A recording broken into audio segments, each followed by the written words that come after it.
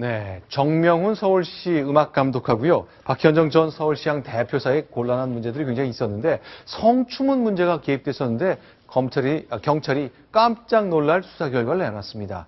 뒤집힌 결과가 나왔는데 어떤 건지 점검을 해보겠습니다. 이남희 차장, 네. 어떻게 된 겁니까? 박현정 전 서울시장 대표 한 남성 직원이요. 이 박현정 전 대표가 나를 성추행했다라는 투서를 냈고요. 결국은 성추행 혐의로 또 경찰 조사까지를 받았는데 네. 당시에 경찰은 증거 불충분으로 그 박현정 전 대표에 대해서 성추행 혐의 무혐의다 이렇게 네. 결론을 냈습니다. 네. 오히려 그 이후에 박현정 전 대표가 해당 그 성추행을 당했다라고 주장한 한 남성 직원을 대해서 투서 사실이 아니다. 네. 진정서를 제출을 했고요. 네. 결국 경찰이 오히려 이 남성 직원을 허위사실 유포로 명예훼손 혐의로 바로 구속영장을 신청했습니다.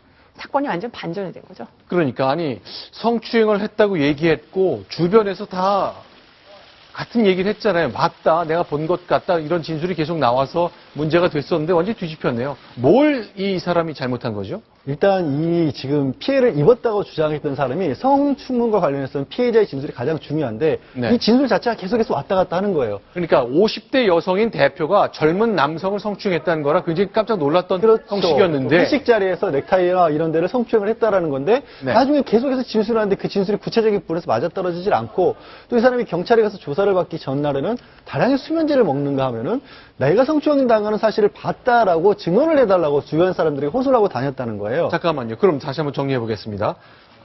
53대인 그 서울시장의 대표가 나를 성추행했는데 그래서 문제 제기를 다 해놨는데 네. 자살을 시도했다는 얘기도 그렇고 주위 사람한테 거짓말을 좀 해달라고 부탁을 했다는 얘기인가요? 그러니까 거짓말을 해달라고 부탁을 한 건지 어떤 건지는 확실치가 않은데 네. 이런 식의 부탁을 했다는 것까지 나왔고 그래서 경찰이 조사를 추가적으로 해보니까 네. 오히려 어떤 진술이 나오냐면 그 당시에 박현정 전 대표가 술에 그다지 취하있지도 않았다. 네. 그리고 성추행이 이루어졌다는 장소를 가서 보니까 네. 굉장히 비좁은 장소였고 네. 다 같이 모여있는 자리에서 누군가 누구를 만졌다라면 못 볼 수가 없는 자리였다고 합니다. 네. 그래서 그런 것에 근거해서 성추행은 없었던 걸로 일단 경찰이 본 것이죠. 신체적 접촉이 있었다면 동료들이 이제 봤어야 되는데 일단 같이 있었던 사람한테 봤다는 진술을 얻지 못한 성추문 고발이었던 거잖아요. 그렇습니다. 아, 알겠습니다. 어쨌건 깜짝 놀란 결론이 났기 때문에 이렇게 운명이 뒤바뀐 것까지 일단 결론이 났고요. 또 하나 아주 놀랄만한 사건이 하나 있었죠. 예, 이게 정말 놀랄만한 정말 당황스러운 일인데요. 네. 61살의 혐오 씨라는 남성입니다. 남성이 이 어떤 이보적인 관계에 있던 여성을 살해한 것인데 그 살해한 이유가 뭐냐면은 보름 전에 그 여성의 집에 양말하고 운동화를 놓고 갔답니다. 네. 그런데 보름이 지나도 빨지를 않았다는 네. 이유로 나를 무시한 거냐라면서 다투다가 목을 졸라서 살해하고 만 것입니다. 자, 지금 보이는 그 폐쇄로 영상이 있는데 저 남성이죠. 예, 저 남성이고요. 61살이고 2012년부터 두 사람이 가끔 만나는 정도의 사이였던 것인데 네. 뭐 연인이라고 할 정도까지는 아니었던 것으로 보입니다. 예. 네, 그렇게 결국 목을 졸라 살해했기 때문에 긴급 체포되긴 했는데 이 허모 씨가요.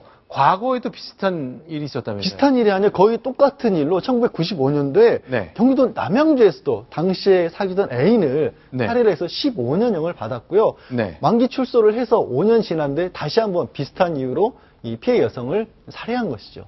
아니요, 그러니까 1995년, 20년 전에도 어떤 여성을 목졸라 살해했고, 예. 그것 때문에 15년형을 받고 만기 복역하고 나왔는데 또 이런 일이 있었다. 5년 만에 같은 일을 저질렀기 때문에 과연 그럼 15년 세월 동안에 네. 그냥 복역만 한 거냐, 교정기관에서 이 사람에서 교화가 있었느냐에 대해서 또 한 번 문제 제기를 할 수밖에 없는 상황이 됐죠. 이런 경우는 자, 어쨌건 이제 그 만기 출소하는 과정에 많은 심경의 변화가 있었을 것 같은데 그럼에도 불구하고 비슷한 일이 생기니까 비슷한 결정을 내려고 행동을 했네요. 어쨌건 알기 어려운 일이 벌어졌던 것 같이 정리를 해봤습니다.